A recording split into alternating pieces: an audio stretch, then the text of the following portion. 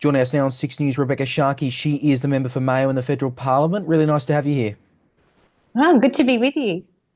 So you've been in Parliament longer than actually most crossbenchers in the House of Representatives at the moment. So you've got the ability to see the difference between governments.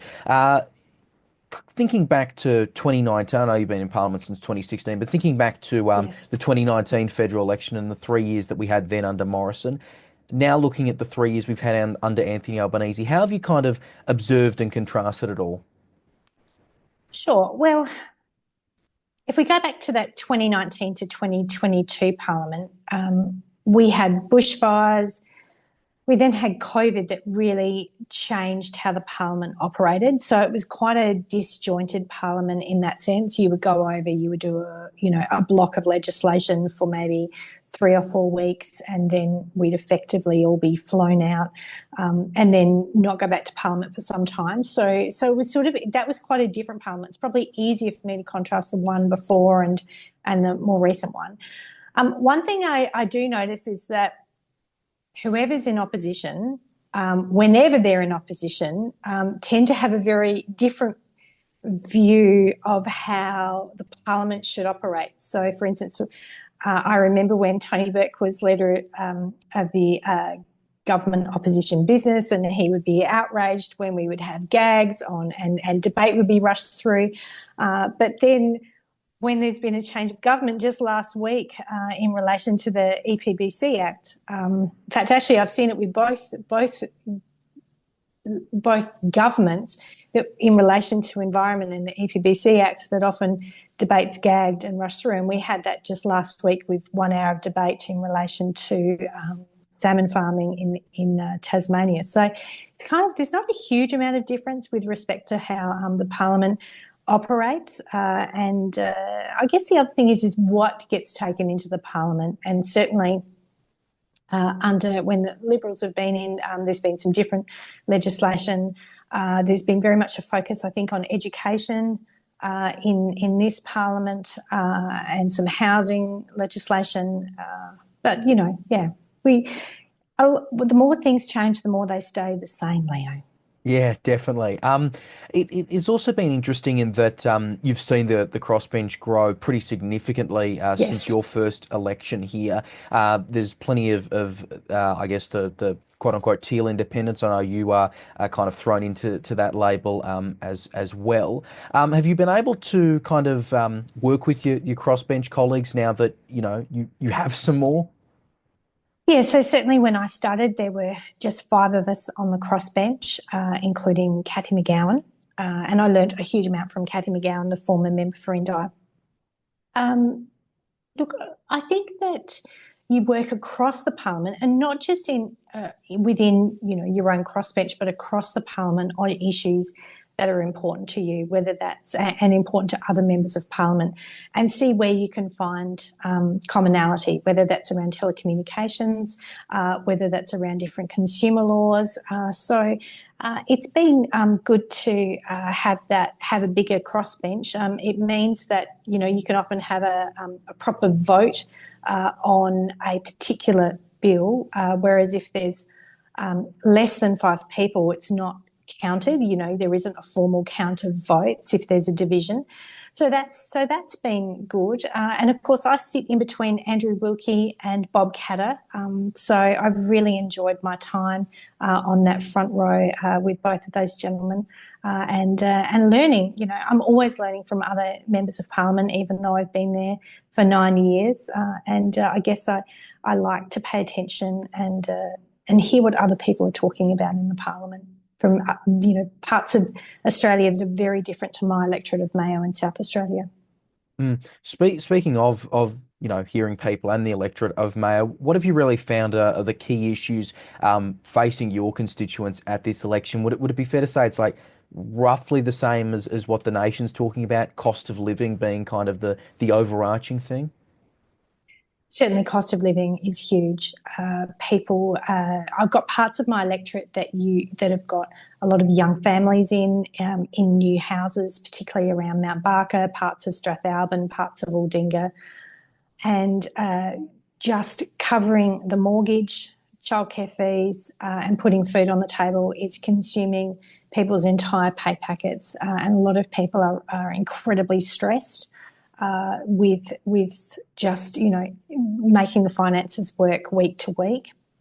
I think also I have a regional electorate, so getting access to healthcare support has been a big part of my advocacy over the last 9 years, but particularly over the last 3 years. We now have an emergency department in that very big area that I talked about of Mount Barker.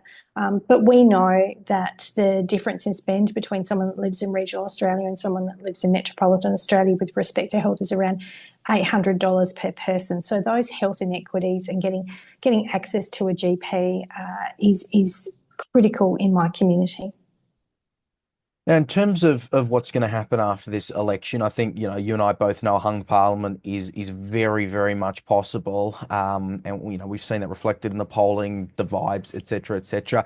You made the comments, I think, to the Australian was the other day, that you'd be speaking to potentially Peter Dutton first if he was in the position to actually form some kind of stable government. Why is that?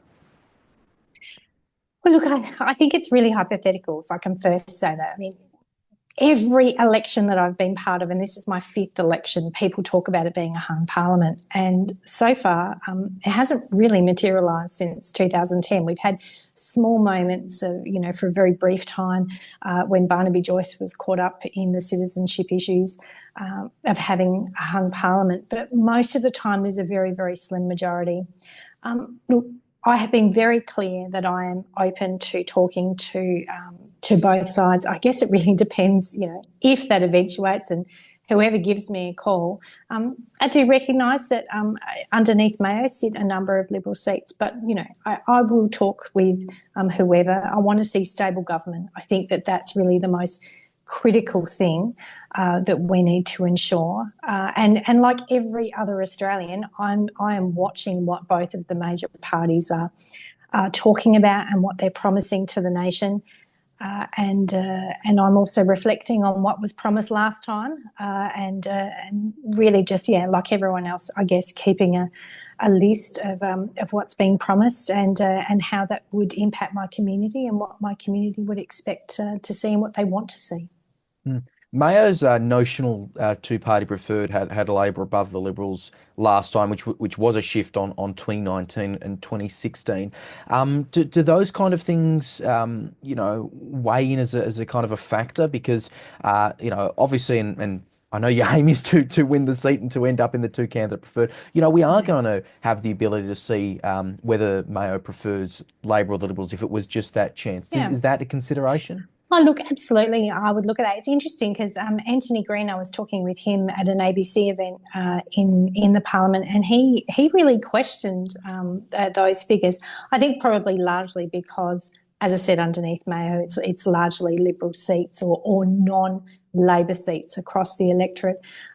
I'll be, keeping my ears open, and I've got to say, I do find it somewhat difficult to have this conversation about what happens after the election, because ultimately I need to get re-elected first. And I think it's, really presumptuous to say, well, that's going to happen and this is what I'm going to do in a hung parliament, because ultimately everybody's job's on the line on the 3rd of May. And that's democracy. And we then wait and see what the communities say right across Australia. We will. But just quickly on that, is it just fair to say overall you're not locking in or out with either side at this point? It's really just wait and see. Oh, absolutely. And the one thing I must be really clear on, for the last 9 years, no matter who's been in government, I've worked really well with them, and I've strived to work well and get as much as I can for my community and improve legislation. But I've always voted on every piece of legislation on its merits. Now, that's a huge responsibility to make sure that you've read the legislation, that you've consulted widely on the legislation as well. So that would be, I will always do that. I couldn't and would never enter some kind of formal agreement that would tie my vote in the next parliament should I be returned. I'm interested because you made the point before about you, and you're right. We've barely had periods of minority governments since the 2013 federal election. Do you think under this past 3 years, when they strictly haven't needed your vote, the Labor government, you still have been able to be an effective local member? Oh, look, well, I was really pleased that in last year's budget, I was the only regional MP to have funding returned that was cut in the budget beforehand, infrastructure funding for one major freeway that sits within Mayo. So I was really pleased to see that. We've had some pretty significant announcements in this year's budget with respect to a Medicare urgent care clinic and some more road infrastructure funding. But aside from money coming into the electorate, what's been really important is to work constructively with the government to improve legislation. So if I think of some legislation in relation to restoring the rivers, so the River Murray ends in Mayo, and it was a real privilege to sit down with Minister Plibersek and put forward some amendments and for them to be supported by government to have greater transparency on the reporting. So just those little things I think are generally, that's the work that never really gets on the news, but the crossbench do an enormous amount of heavy lifting in improving legislation. And I'd like to think that that's been a big part of my role in the Parliament for the last 9 years. In terms of the campaign, I know we're speaking very, very early into it. Very early. How many days? 33? 30, who's Not that counting? I'm counting. Yeah, exactly. It is interesting, and this happened last year as well. Climate 200 are one of your supporters, and they've got your name up as one of the kind of endorsed candidates. Are you hopeful or wanting that to make up a significant amount of the support for your campaign, or are you kind of relying on locals to help you out there? Because I know, right, it is not easy for an independent to campaign, especially with the change in laws which will come in next election as well. Mm-hmm. Well, firstly, I think I was the only independent that actually supported those change in electoral donation laws, and I did that because I want to see money out of politics. I really do. Wherever we can tighten up those loopholes and create more transparency. And while I didn't think the legislation was perfect, there were many parts of that legislation that I supported. So I took a bit of flack from some of the other crossbenchers for doing it, but I thought that that was the right thing to do. I'm only taking small grassroots donations this election. I feel more comfortable doing that. And really, we're just running a small grassroots campaign. It's about people in my community. It's about the volunteers that help me out. We have a great time, and we do it on, really the smell of an oily rag. That's just what we do, and I feel most comfortable with that. Is there any contrast in that statement that you want money out of politics, but you've also, I'm sure you're happy to accept the Climate 200 endorsement? Yeah. So I've decided I'm for this election, I'm not taking any donor, and it's, nothing against Climate 200, but I kind of made that decision over Christmas. I just thought, I don't need it. I always think we run better campaigns when it's just are people doing, out there talking with people. It costs nothing to door knock apart from your shoe leather. So that's really how I would like to run this campaign. I've also been, saving money. We did a quiz night a few weeks ago, and that raised a bit of money. But ultimately, I've thought, long and hard about it, and I just don't think I want to run a campaign that, has anywhere near $100,000 in a price tag. So, we're running a pretty small grassroots campaign, but one with a lot of heart. Yeah, and look, as you say, cost nothing in that level, and also cost nothing for Climate 200 to endorse without any monetary. So they'll still have you on the website. Just finally, this is more of a political nerds question, but technically speaking, you aren't an independent. You're still a member of Centre Alliance. You're the only member. That's right. You're going to be the only candidate. Why is that? Why does this party still exist?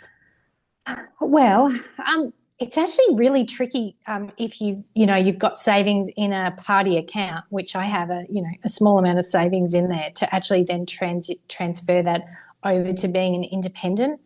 The paperwork's a different level, and I've just, I don't know, I guess I've just kept it as a bit of a legacy thing. People know that I vote independently. I don't. I'm not tied to any party lines. As you said, I'm a party of one. I mean, Bob Catt is a party of one in the federal parliament as well. So yeah, look, it's just more. I guess I'm so focused on my job, and I've got to say, even while we've got this election campaign on, I'm still fielding emails from people on issues from aged care to childcare, and trying to sort out everyday problems for people as well. So yeah, we're just all a bit too flat out to do anything else.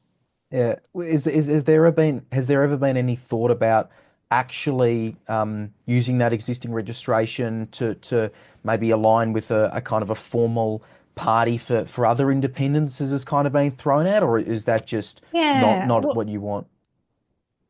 I've had a few different parties approach me, but yeah, I'm just me on my own, really. I mean, obviously, uh, in the past, I had three senators, and many people would remember that prior to it being called Centre Alliance, it was Nick Xenophontaine. That's the way I started, and so I guess I'm still carrying the torch, and yeah, just me in Mayo, and working hard for our community here. And it takes a lot of energy to think about how to change these party systems as well. And if you don't have a lot of money and a lot of structure behind it, it can be a little bit tricky to do. So I've just kept things as they are, and it's not until elections really come around and you go, oh yeah, that's right.